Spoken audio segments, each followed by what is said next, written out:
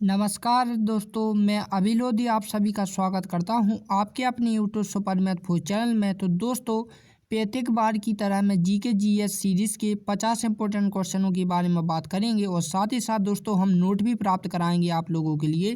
तो दोस्तों, ये 50 वो इम्पोर्टेंट क्वेश्चन हैं जो कि एग्जामों में पूछ चुके हैं। तो दोस्तों, आप इन सभी को देखने के लिए इस वीडियो के अंत तक जरूर बने रहें ताकि प्रत्येक क्वेश्चन आप लोगों की समझ में आ जाए। तो दोस्तों, हम बिना देरी या समय गवाए हुए अपनी वीडियो को शुरू करते हैं। तो दोस्तों, हमारी जो जीके जीएस का पहला क्वेश्चन है वो क्या है कि पूर्ण स्वराज क्या है। पूर्ण स्वराज यह नारा किसने दिया था, ठीक है ना। तो पंडित जवाहरलाल नेहरू ने, महात्मा गांधी ने, सुभाष चंद्र बोस ने या श्यामलाल गुप्त ने। तो दोस्तों, जो पूर्ण स्वराज है ना, यह नारा दोस्तों पंडित जवाहरलाल नेहरू ने दिया था। किसने दिया था? पंडित जवाहरलाल नेहरू से। अब दोस्तों, हम नारों से संबंधित एक नोट भी देख लेते हैं। जैसा कि मैंने आप लोगों को कहा था कि हम नोट भी आपको प्राप्त कराएंगे। तो यहाँ पर दोस्तों जितने भी स्वतंत्रता सेनानियों ने जो भी नारे दिए हैं, यहाँ पर पूरी की पूरी लिस्ट मैंने आप लोगों के सामने रखी है।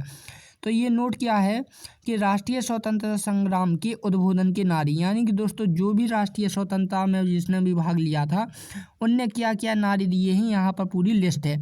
तो इसका आप स्क्रीनशॉट ले ले, एक बार मैं आपको पढ़कर बता देता हूँ, ठीक ना। पहला क्या है कि स्वराज हमारा जन्म सिद्धि अधिकार है। ये जो नारा दिया था दोस्तों वो दिया था लोकमान्य बाल गंगाधर तिलक ने, ठीक है ना। और दूसरा जो है दोस्तों कि सारे जहाँ से अच्छा हिंदुस्ताना हमारा, ये मोहम्मद इकबाल ने दिया था, ठीक है ना। और दोस्तों सुभाष चंद्र बोस जी ने कितने नारे दिए थे? 3 नारे दिए थे। तीनों के तीनों इंपॉर्टेंट है। ये वाला IMP है, ठीक है ना। दिल्ली चलो एक नारा भी दिया, ठीक है ना। फिर तुम मुझे खून दो मैं तुम्हें आज़ादी दूंगा। तीसरा नारा दोस्तों यहाँ पर जय हिंद है। बगल में मैंने इसलिए लिख दिया क्योंकि दोस्तों यहाँ पर जगह नहीं थी, ठीक है ना। फिर दोस्तों जो पंडित जवाहरलाल नेहरू इन्होंने भी 2 नारे दिए थे। एक दिया था पूर्ण स्वराज, ठीक है ना। फिर वो दूसरा क्या दिया था? Who lives if India dies, ठीक है ना। ये 2 नारे किसने दिए थे? पंडित जवाहरलाल नेहरू ने दिए थे, ठीक है ना। हिंदू हिंदू हिंदुस्तान, ये भारत तेंदु हरिश्चंद्र ने दिए थे, ठीक ना। और फिर वंदे मातरम किसने दिया? बंकिम चंद्र चटर्जी ने दिया। वेदों की ओर लौटो, ये महर्षि दयानंद सरस्वती ने दिया, ये भी इम्पोर्टेंट है, ठीक है ना। इनकलाब जिंदाबाद भगत सिंह ने दिया, ये भी इम्पोर्टेंट है, ठीक ना। और दोस्तों महात्मा गांधी जी ने 2 नारे दिए थे, भारत छोड़ो और क्या, करो या मरो, ठीक है ना। कौन कौन से? करो या मरो, ठीक है ना। और श्यामलाल गुप्ता ने क्या कहा था कि विजय विश्व तिरंगा प्यारा, ठीक है ना। और दोस्तों राम प्रसाद बिस्मिल्लाह ने क्या दिया था? सरफरोशी की तमन्ना अब हमारे दिल में है, देखना है जोर कितना बाजुए कातिल में है, ठीक है ना। ये किसने दिया था? राम प्रसाद बिस्मिल्लाह ने, ठीक है ना। तो ये थे क्या नारों से रिलेटेड नोट्स, ठीक है ना। तो आप इन नोट्स को दोस्तों स्क्रीनशॉट लेकर जरूर नोट कर लें, मेरी आपसे गुजारिश है, क्योंकि दोस्तों ये सभी के सभी एग्जाम में पूछे जा चुके हैं। दरअसल दोस्तों नारे तो बहुत सारे हैं, लेकिन दोस्तों जो एग्जाम में रिपीट हुए हैं, तो जितने मैंने आप लोगों के सामने ये पेश कर रखे हैं, ये सभी के सभी एग्जाम में रिपीटेड वाले ही हैं, ठीक है ना। नेक्स्ट क्वेश्चन कहाँ से आया था दोस्तों कि प्राचीन भारत की प्रमुख रचना, ठीक है ना, क्या है? पंचतंत्र है। कि रचनाकार कौन है? यानी कि दोस्तों जो पंचतंत्र रचना लिखी गई है, इसे किसने लिखा है वो हमें बताना है। विष्णु शर्मा ने लिखा, या भरत मुनि ने, या फिर बीरसेन ने, या पढ़नी ने। तो जो पंचतंत्र की रचना की है दोस्तों वो किसने की है? विष्णु शर्मा ने, ठीक है ना। अब दोस्तों हम कुछ रचना और रचनाकार के नाम देख लेते हैं, ठीक है ना, इंपॉर्टेंट जो कि एग्जामों में पूछे जा चुके हैं। तो जितने भी मैंने यहाँ पर लिस्ट बनाकर रखी है दोस्तों, ये सभी के सभी किसी ना किसी एग्जामों में पूछे जा चुके हैं। इनमें से मैं वेरी IMP को बता दूंगा कि आपको कौन कौन याद रखने हैं। तो ये प्राचीन भारत की प्रमुख रचना एवं उनके रचनाकार हैं। यहाँ पर जो रेड में दिखाई दे रही है ये क्या है? रचना है। जो व्हाइट में यहाँ पर लिखा है वो रचनाकार है, ठीक है ना। जैसे कि दोस्तों जो पंचतंत्र की रचना की है वो विष्णु शर्मा ने की है, ठीक है ना। मुद्रा राक्षस की किसने की है? विशाखदत्त ने की है। नाटक शास्त्र की किसने की है? भरत मुनि ने की है। कामसूत्र की किसने की है? वात्स्यायन ने की है, ठीक है ना। और जो नीतिसार की रचना की है वो कामाध्यक्ष ने की है।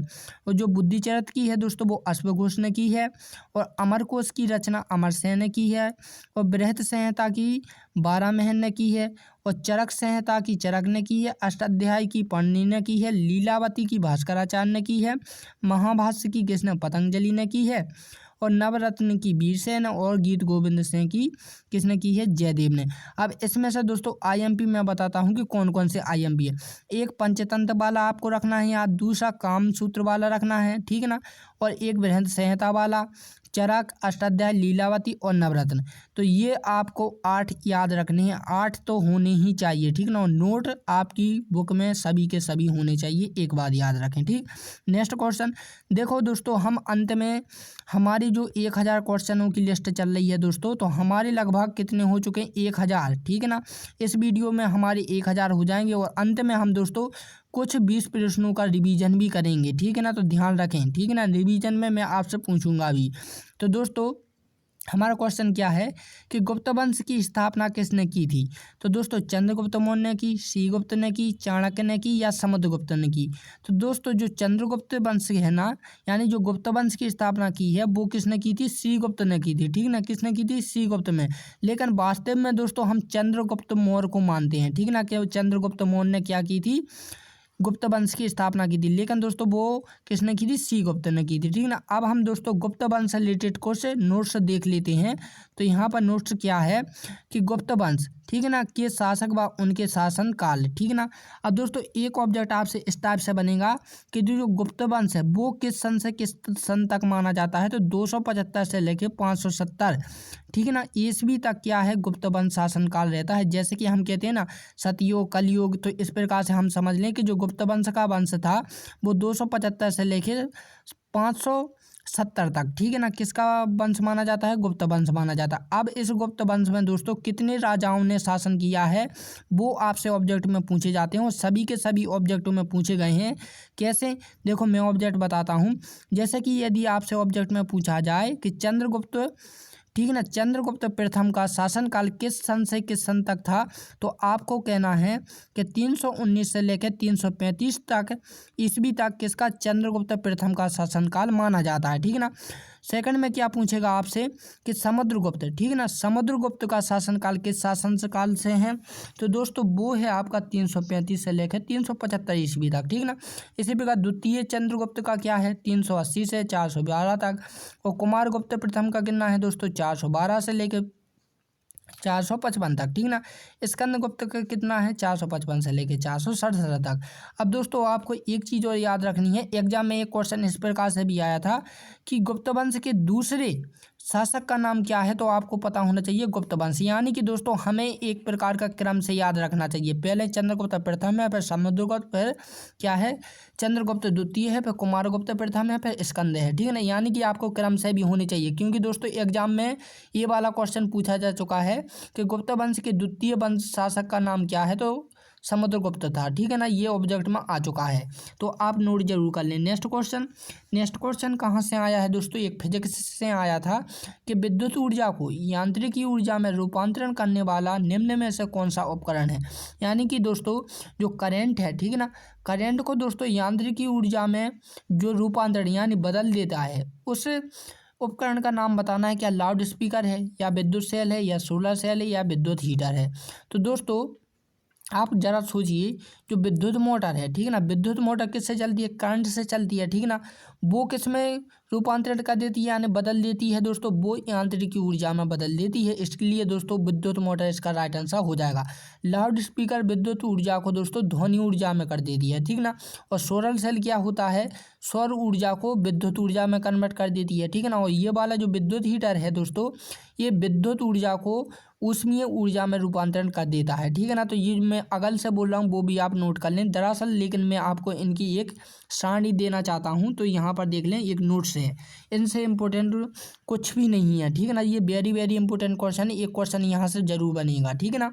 तो ऊर्जा रूपांतरण करने वाले कुछ उदाहरण हैं जो कि इम्पोर्टेंट मैंने आपके सामने रखे हैं। ये उपकरण का नाम है, ये उपकरण यानी कि जिसमें ऊर्जा बदल रही, जैसे कि डायनेमो, ठीक है ना। डायनेमो दोस्तों यांत्रिक ऊर्जा को विद्युत ऊर्जा में बदल देती है, ठीक है ना। माइक्रो जो फोन है दोस्तों, वो ध्वनि ऊर्जा को विद्युत ऊर्जा में कर देता है, ठीक है ना। जलता हुआ कोयला किस में करता है, प्रकाश ऊर्जा को विद्युत ऊर्जा में, ठीक है ना। जैसे कि दोस्तों जब हम कोयला डालते हैं तो वो क्या देता है, ठीक है ना। जैसे कोयला हमने आग में डाला तो पहले वो प्रकाश देगा, ठीक है ना। प्रकाश से दोस्तों फिर वो क्या हम उसमें कन्वर्ट कर देते हैं विद्युत ऊर्जा में, जैसे कि हम ट्रेन में करते हैं, ठीक है ना। दोस्तों जो लाउड स्पीकर है, लाउड स्पीकर किससे चलता है, विद्युत से चलता है, ठीक ना। और वो किस में कर देता है, ध्वनि में, ठीक है ना, यानी आवाज़ प्रदान कर देता है, ठीक है ना। इसी प्रकार विद्युत जो बल्ब है दोस्तों वो विद्युत ऊर्जा से प्रकाश व ऊष्मीय ऊर्जा यानी कि दोस्तों उससे ऊष्मा भी ले सकते हैं, ठीक है ना, और क्या प्रकाश भी, ठीक है ना। और जो सोलर सेल है, यहाँ पर सरल नहीं है सोलर है, ठीक है ना, सोलर सेल क्या है कि सौर ऊर्जा को विद्युत ऊर्जा में कन्वर्ट कर देता है। जो मोमबत्ती है दोस्तों वो रासायनिक ऊर्जा को प्रकाश व ऊष्मीय ऊर्जा में कर देती है। विद्युत हीटर विद्युत ऊर्जा को ऊष्मीय ऊर्जा में, और प्रकाश विद्युत सेल है दोस्तों वो प्रकाश ऊर्जा को विद्युत ऊर्जा में कन्वर्ट कर देता है। तो ये सभी के सभी इंपॉर्टेंट है, एक ना एक क्वेश्चन आता है। देखो इसमें से कौन कौन से आए हैं वो मैं आपको बता देता हूँ। डायनेमो वाला आया है, ठीक है ना, लाउड स्पीकर वाला आ गया, विद्युत हीटर वाला आ गया, विद्युत बल्ब वाला, सोलर सेल वाला और जलता हुआ कोयला। एक प्रकार के सभी आ गए। मैं कौन सा बताऊं कौन सा ना बताऊं दोस्तों, सभी के सभी हैं, क्योंकि दोस्तों मैंने एग्जाम जो हुए हैं ना आप लोगों के, उन्हीं में से रिलेटेड यानी कि उठाए हुए हैं और मैंने आपके लिए एक सारणी बना दी है, ठीक है ना। तो ये सभी इंपॉर्टेंट है, नोट जरूर कर लें। नेक्स्ट क्वेश्चन कहाँ से आएगा दोस्तों, वो आपका आएगा चीन से, यानी कि हमारे आसपास के देश से रिलेटेड एक क्वेश्चन बनता है। चीन की सीमा हमारे देश की किन किन राज्यों से स्पर्श करती हैं, ठीक है ना। तो दोस्तों जो चीन हमारा देश है, जैसे कि ये हमारा देश है, ठीक है ना, जो हमारा चीन यहाँ पर है, तो चीन की जो क्या है सीमाएं हैं वो हमारे देश के किन राज्यों से स्पर्श करती हैं वो बताना है। तो जम्मू और कश्मीर से, उत्तराखंड और अरुणाचल प्रदेश से, हिमाचल प्रदेश और सिक्किम से, यह सभी। तो दोस्तों यह सभी इसका राइट आंसर हो जाएगा, ठीक, क्या हो जाएगा, यह सभी इसका राइट आंसर हो जाएगा, क्योंकि दोस्तों 5 राज्यों से क्या स्पर्श करती है, क्या चीन की रेखाएं, ठीक है ना। तो दोस्तों अब हम दरअसल क्या स्पर्श करने वाली आर पड़ोस के देशों की जो हुए हमारी की जो स्पर्श करती है हमारे देश से, तो उनके हम नाम देख लेते हैं। तो यहाँ पर देश दिया है और यहाँ पर सीमा पर से भारतीय राज्य दिए हैं। जैसे चीन, यदि चीन की बात करें तो जम्मू और कश्मीर, हिमाचल प्रदेश, अरुणाचल प्रदेश, उत्तराखंड और सिक्किम, इन राज्यों से क्या करती है, टच करती है, ठीक है ना। और पाकिस्तान की जो सीमा है दोस्तों वो जम्मू कश्मीर से टच करती है, पंजाब से भी, राजस्थान से और गुजरात से, ये 4 राज्यों से करती है, ये 5 से और ये 4 से। ऑब्जेक्ट से आपसे डायरेक्ट भी पूछ लिया जाएगा कि चीन की जो सीमा है, ठीक है ना, वो हमारे राज्य के कितने राज्यों से स्पर्श करती है, तो आपको कहना है 5, ठीक है ना। इसी प्रकार यदि पाकिस्तान की पूछा जाए तो आपको लगाना है 4, ठीक है ना। और अफगानिस्तान की एक ही राज्य से, वो जम्मू और कश्मीर से, ठीक है ना। और बांग्लादेश की दोस्तों पश्चिम बंगाल, असम, मेघालय, त्रिपुरा और मिजोरम, ये भी 5 राज्यों से स्पर्श करती है, ठीक है ना। नेपाल, उत्तर प्रदेश, बिहार, पश्चिम बंगाल, सिक्किम, उत्तराखंड, ये भी 5 राज्यों से करती है। एक बात आपको पता है दोस्तों, जो नेपाल है ना, नेपाल की जो सुरक्षा हमारी आर्मी करती है, ठीक है ना, किससे लड़ती है, चीन से, ठीक है ना। ये एक प्रकार की हमारी आर्मी दोस्तों चीन की हिफाजत करती है, ठीक है ना। फिर भूटान क्या है दोस्तों, सिक्किम, पश्चिम बंगाल, असम और मेघालय, सॉरी अरुणाचल प्रदेश, ये भी 4 से, ठीक है ना। और म्यांमार है दोस्तों, मिजोरम, मणिपुर, नागालैंड और अरुणाचल प्रदेश, ठीक है ना, ये भी 4 से हैं, ठीक है ना। तो ये मैंने आपके पड़ोसी देश तथा उनसे सीमा से जुड़े राज्यों की यहाँ पर लिस्ट बना दी है, तो आप नोट जरूर कर लें, ठीक है ना। नेक्स्ट जो क्वेश्चन आएगा दोस्तों वो आएगा आपको एक बुक से रिलेटेड, ठीक है ना, यानी बुक जो हमारी दोस्तों बुकें होती हैं ना, ये वाली बुकें नहीं जो हम समझते हैं, सरकारी दस्तावेजों के लिए एक अलग से बुक होती है, जैसे कि हमारी भारतीय संविधान की एक बुक होती है, ठीक है ना। तो ये तो हमारे नियमों की हो गई, लेकिन ये नहीं दोस्तों, ये एक प्रकार की रिपोर्ट वाली होती है, ठीक है ना, बुक। सो बुक से रिलेटेड एक क्वेश्चन आता है, तो मैंने इसलिए आपके सामने रखा है। इटली और ईरान, ठीक है ना, इटली और ईरान के राजकीय सरकार दस्तावेजों के रूप में कौन सी बुक का प्रकाशन किया जाता है, वाइट पेपर का, वाइट बुक का, ब्लू बुक का या ग्रीन बुक का। तो ऑप्शन राइट आंसर हो जाएगा 4, ग्रीन बुक का प्रयोग क्या इटली और ईरान के राज्य सरकार दस्तावेजों के रूप में किया जाता है, ठीक है ना। अब देखो बुक के डिटेल्स हम पढ़ लेते हैं कि कौन से देश में कौन सी बुक चलती है। तो विश्व के सरकारी दस्तावेजों के नाम, यहाँ पर नाम है बुक के, यहाँ पर देश है। तो जो ग्रीन बुक है दोस्तों वो इटली और ईरान में चलती है, ठीक है ना। और जो वाइट बुक है वो पुर्तगाल, चीन और जर्मनी, ठीक है ना, इन 3 देशों में चलती है। और जो ब्लू बुक है दोस्तों वो ब्रिटिश सरकार की सरकारी रिपोर्ट में चलती है। जो ऑरेंज बुक है दोस्तों वो नीदरलैंड सरकार की सरकारी प्रकाशन में चलती है। येलो बुक है वो फ्रांस सरकार का सरकारी प्रकाशन में चलती है। जो वाइट पेपर है, ठीक है ना, ये इंपॉर्टेंट है, ये अपने देश में चलता है। ब्रिटेन और भारत सरकार की किसी भी विशेष विषय पर सरकारी रिपोर्ट के तौर पर क्या चलता है, वाइट पेपर का प्रयोग करते हैं, ठीक है ना। और ग्रे बुक का क्या करते हैं, ब्राज़ील और जापानी में, ठीक है ना। तो इन सरकारों की रिपोर्ट के लिए ग्रे बुक का प्रयोग करते हैं। अब देखो दोस्तों इसमें से इंपॉर्टेंट क्या है, ये ग्रीन बुक वाला है, ऑरेंज बुक वाला है और ग्रे बुक और वाइट बुक, ठीक है ना, ये 4 इंपॉर्टेंट है। तो इन चारों के आपको नाम भी पता होनी चाहिए और कौन से देश में कैसी चलती है। तो आप दोस्तों आपको याद रखने के लिए इस प्रकार से कर सकते हैं। जैसे कि दोस्तों आपने IPL देखा होगा या मैच देखते होंगे तो उसमें ब्लू कैप होती है, ऑरेंज कैप होती है, पर्पल कैप होती है। तो इसी प्रकार से दोस्तों हर एक राज्य यानी कि हर एक देश की एक बुक होती है, ठीक है ना। वो रंग के हिसाब से आप सेलेक्ट कर लें या फिर कोई भी टिप्स बना लें, ये सभी के सभी नोट कर लें आप, ठीक। नेक्स्ट क्वेश्चन कहाँ से आएगा दोस्तों, तो एक दोस्तों नोबेल पुरस्कार यानी जो सम्मान यानी पुरस्कार हैं, तो पुरस्कार से रिलेटेड भी क्वेश्चन पूछा जाता है कि किस क्षेत्र में रविंद्रनाथ टैगोर को नोबेल पुरस्कार प्राप्त है। भौतिकी के क्षेत्र में, शांति के क्षेत्र में, अर्थशास्त्र के क्षेत्र में या साहित्य के क्षेत्र में। तो दोस्तों साहित्य के क्षेत्र में क्या है, रविंद्रनाथ टैगोर जी को नोबेल पुरस्कार प्राप्त है। अब एक क्वेश्चन आपसे इस टाइप से भी पूछा जाएगा दोस्तों कि नोबेल पुरस्कार भारत सरकार का सबसे बड़ा, ठीक ना, बड़ा पुरस्कार, सबसे भारत का सबसे बड़ा पुरस्कार क्या होता है दोस्तों, नोबेल पुरस्कार होता है, याद रखें, ठीक ना इस चीज़ को। नेक्स्ट क्वेश्चन क्या है दोस्तों, तो नेक्स्ट क्वेश्चन है हमारा कि किस क्षेत्र में डॉक्टर CV रमन को नोबेल पुरस्कार प्राप्त है। तो दोस्तों भौतिकी के क्षेत्र में, ठीक ना, ये तो सभी को मालूम होगा क्योंकि ये तो हम बचपन से ही पढ़ते आ रहे हैं कि भौतिकी के क्षेत्र में CV रमन को क्या मिला है, नोबेल पुरस्कार प्राप्त है। अब दोस्तों नोबेल पुरस्कार से हम कुछ नोट्स देख लेते हैं इंपॉर्टेंट वाले। तो यहाँ पर नाम है, यहाँ पर क्षेत्र हैं। तो रविंद्रनाथ टैगोर को दोस्तों साहित्य के क्षेत्र में, ठीक ना, यहाँ पर सन भी डले हैं कि कब सन में मिला है। तो दोस्तों रविंद्रनाथ टैगोर को साहित्य के क्षेत्र में मिला है और वो 1913 में मिला है, ठीक ना। और डॉक्टर CV रमन को भौतिकी के क्षेत्र में मिला है, वो 1930 में मिला है, ठीक ना। डॉक्टर हरगोविंद खुराना को चिकित्सा के क्षेत्र में मिला है जो कि 1968 में मिला है, ठीक ना। मदर टेरेसा को शांति के क्षेत्र में मिला है जो कि 1976 में लिखा है, ठीक है ना। डॉक्टर SK चंद्रशेखर को भौतिकी के क्षेत्र में जो कि 1983 में मिला है, ठीक है ना। डॉक्टर अमृत सेन को जो मिला है दोस्तों अर्थशास्त्र के क्षेत्र में जो कि 1998 में मिला है, ठीक है ना। और BS न्यायपाल को दोस्तों साहित्य के क्षेत्र में मिला जो कि 2001 में मिला है, ठीक है ना। और वेंकट रमन और रामकृष्ण को दोस्तों रसायन में मिला है 2019 में। और एक और लास्ट वाला है दोस्तों जो कि 2014 में मिला था, ठीक है ना, आदित्य को, ठीक है ना, कैलाश आदित्य को, ठीक है ना, कैलाश आदित्य को 2014 में मिला था शांति के क्षेत्र में, ठीक। तो याद गल से नोट कर लें। नेक्स्ट क्वेश्चन कहाँ से पूछेगा दोस्तों, भारत में प्रथम महिला राष्ट्रपति कौन थी, यानी दोस्तों प्रथम महिलाओं से रिलेटेड एक क्वेश्चन बनता है। तो इसकी भी हम लिस्ट देखेंगे, पहले इस क्वेश्चन को देख लें क्योंकि ये क्वेश्चन आ चुका है, ठीक ना।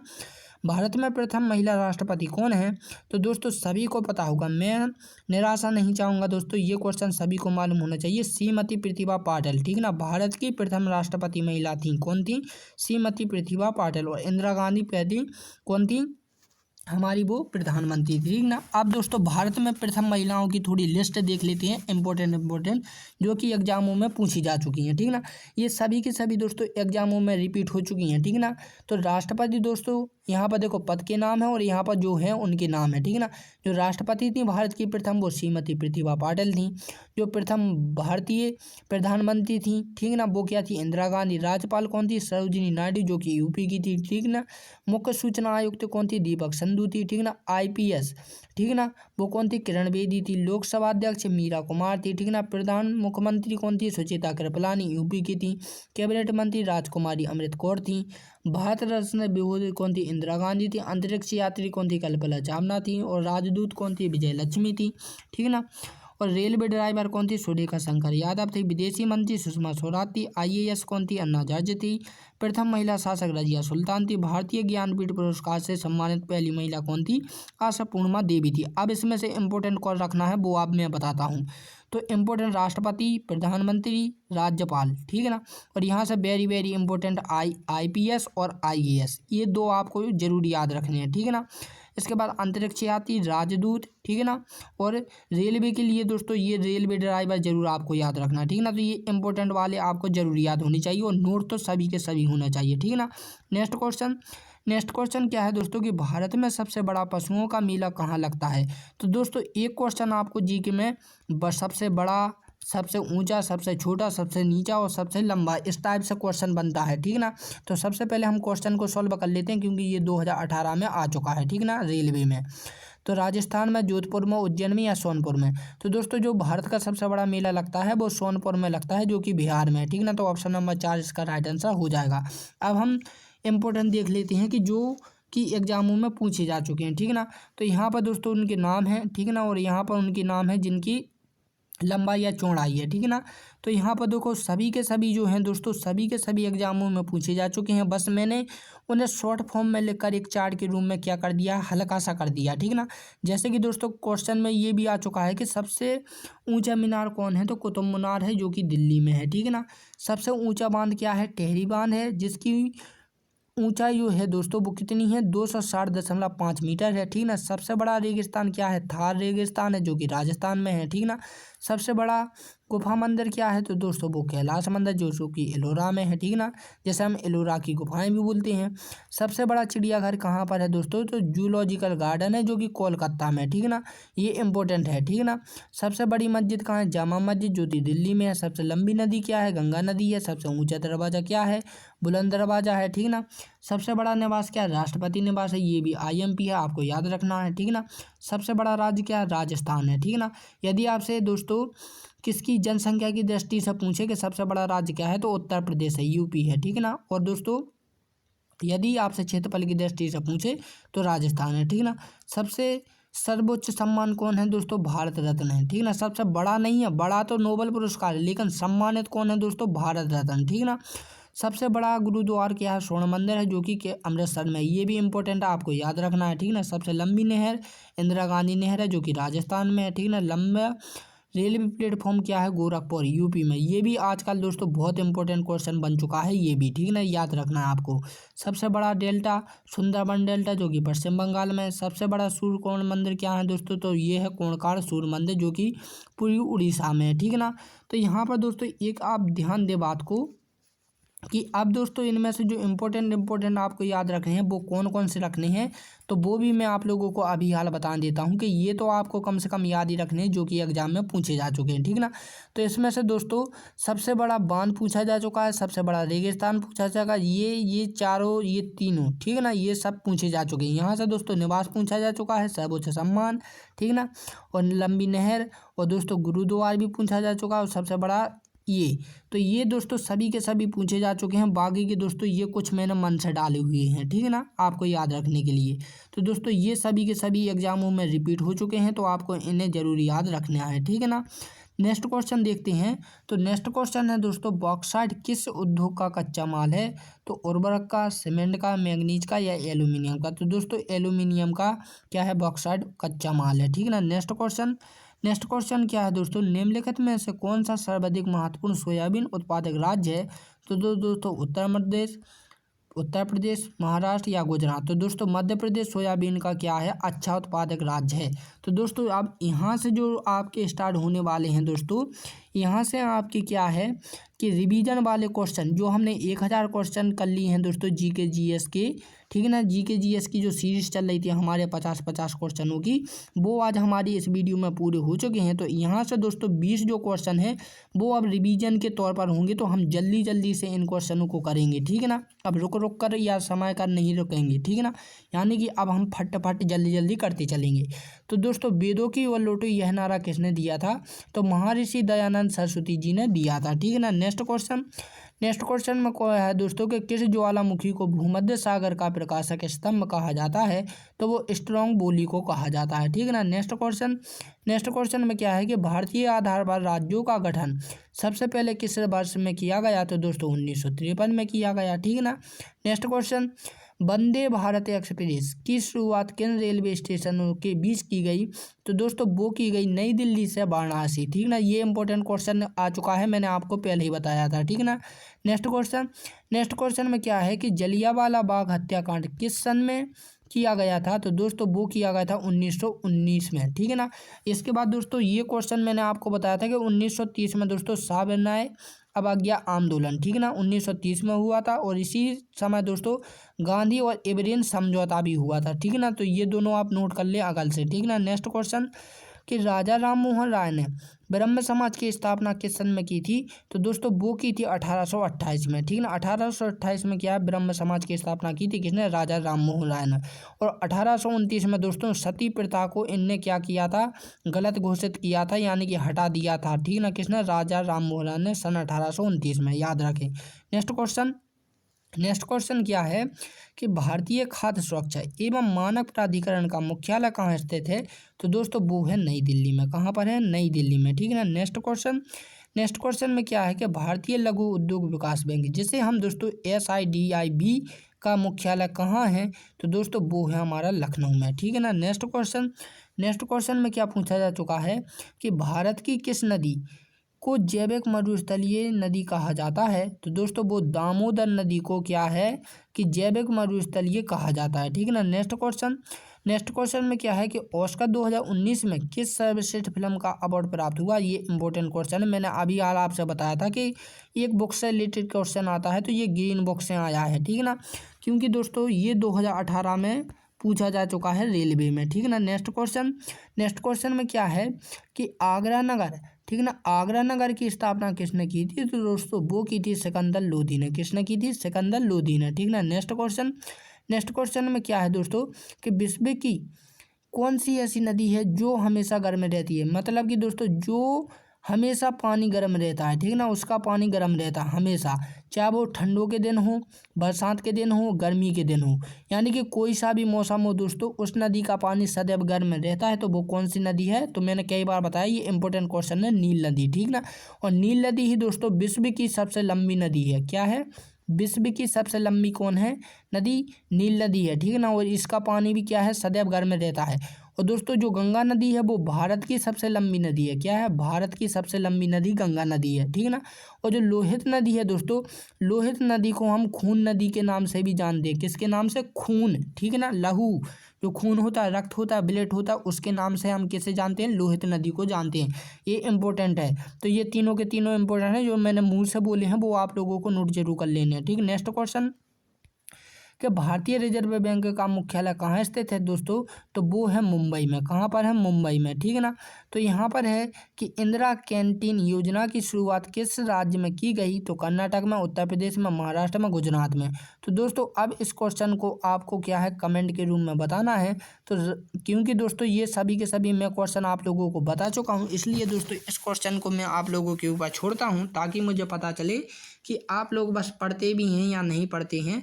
तो दोस्तों यदि आपको ये वीडियो लगी है तो प्लीज़ इस वीडियो को लाइक एंड सब्सक्राइब जरूर कर दें। साथ ही साथ दोस्तों अपनी इस वीडियो को शेयर भी कर दें अपने दोस्तों को, ताकि वो भी इस वीडियो का लाभ उठा सकें। तो दोस्तों अब हम मिलते हैं अपनी एक नई सीरीज़ के साथ, जिसमें दोस्तों मैं आपको बता दूं दोस्तों, वो हम जो डालेंगे दोस्तों, वो हम 6 बजे, सुबह की 6 बजे से डालेंगे दोस्तों। प्रत्येक दिन डालेंगे, ठीक ना, यानी डेली क्लास चलती है दोस्तों। तो हम उसमें दोस्तों 50 या 20 क्वेश्चनों की सीरीज करेंगे, ठीक है ना। 50 या 20 क्वेश्चनों की सीरीज करेंगे, और पूरे के पूरे 2500, ठीक ना, कितने? 2500 GS के क्वेश्चन रहेंगे। तो आपको दोस्तों सभी को शामिल होना है। मैंने एक प्रकार का इनविटेशन कार्ड आप लोगों को दे दिया है, ठीक ना। तो 2500 क्वेश्चन हैं दोस्तों। कितने हैं? 2500 क्वेश्चन हैं GK और GS के, जो कि मैं आपको हर दिन यानी कि 6 बजे, सुबह के 6 बजे उपलब्ध कराऊंगा, ठीक है ना। तो दोस्तों इस टाइप के यानी कि 2500 क्वेश्चन देखने के लिए दोस्तों आप इस यूट्यूब चैनल को सब्सक्राइब जरूर कर लें। तो दोस्तों अब हम मिलते हैं अपनी अगली वीडियो में, तब के लिए जय हिंद एंड जय भारत।